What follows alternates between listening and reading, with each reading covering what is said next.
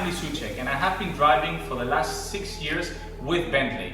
Today I would like to show you how to drive the Continental GT3 in a very special way. We are going to do it with my racing simulator. In the real world, I race for K-Pax Racing. In the sim world, I race for K-Pax Racing by SRO. There is a lot of things in common between the two, so let's take a look. Once we're in the car, suited and booted, we take around 5 minutes to get in the zone. When we get the okay from the engineer, we select first gear, we drive out of the pits with the pit limiter on, and once we cross the line, we take the pit limiter off. At this moment, we check in the dashboard that tire temperatures and tire pressures are correct, and we also give our engineer a radio check all around the track. We press the button for the radio check, can you copy me? Turn 2. In GT3 cars, we change gears with a paddle shift. We select the left paddle shift to go down the gears and the right paddle shift to go up the gears. In fact, the paddle shift of the Bentley Continental GT3 are taken from the Bentley Mulsanne as they go through a 24-hour race with no problem. The Continental GT3 actually doesn't have a clutch, as we use auto clutch to get started. This means that we select first gear, we just apply some throttle and release the brake, and the car, once we press a button, will then automatically launch. For braking, you can either left foot brake like I do, or you can use the right foot to brake. Most of the GT3 drivers, like me, we come from the single-seater world where we use the left foot to brake. If you have never done that and you do it for the first time, I would not recommend you to try it. It's quite dangerous. The most important thing about driving a GT3 car is to push as hard as you can without being too aggressive. If you overdrive the car and you brake too late, you will then kill the speed and struggle to make it out of the corner.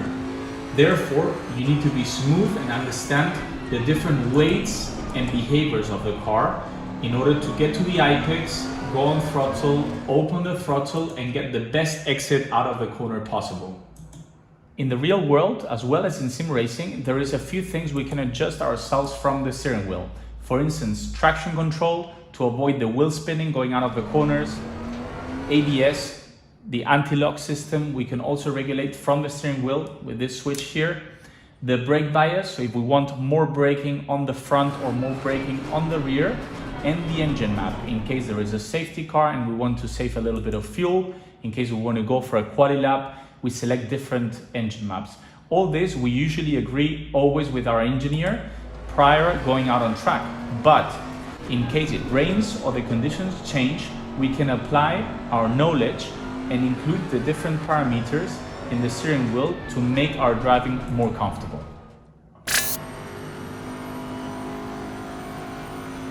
So, very long straight line, hard braking. We apply around about 150 bars, which is a huge amount of brake pressure in order to stop the car. Turn 3 in Barcelona. It's obviously my home track. It's a very fast right-handed where you need to try and carry speed, go on throttle early and keep the minimum speed high because it's a fast corner. 2-4 Repsol corner, quite edgy. You always need to point to the inside, go on throttle and open the steering wheel as soon as you can, not to screw up too much speed. Turn 5 is a very difficult one to get right because it's got a bit of off-camber and it's really difficult to nail the apex point. Turn 6 and 7, Moreneta, it's an uphill corner where the braking is slightly difficult. Into turn 9 now, very fast right-handed, where you need to use as much exit curve as possible. 4th gear. Into, I would say, the most challenging braking zone of Barcelona, Catalunya. Left-handed turn 10. Very, very tight. You need to get the apex right in order to put the steering wheel straight and go on power. And the last sector, it's a difficult one, very technical. Is a new chicane that they installed not too long ago. There was before 2 right-hand corners, so the last chicane is very slow, first gear, up to second on a short shift, using all the exit possible, and on power flat in the last corner into the straight line. Once the session is complete, we go through our data with our race engineer. In real world, we would do that in the truck. In this case, we use a system called Discord, which I will show you right now. In order to compare ourselves with our teammates, we use data with different graphs that show us what we can improve on each corner.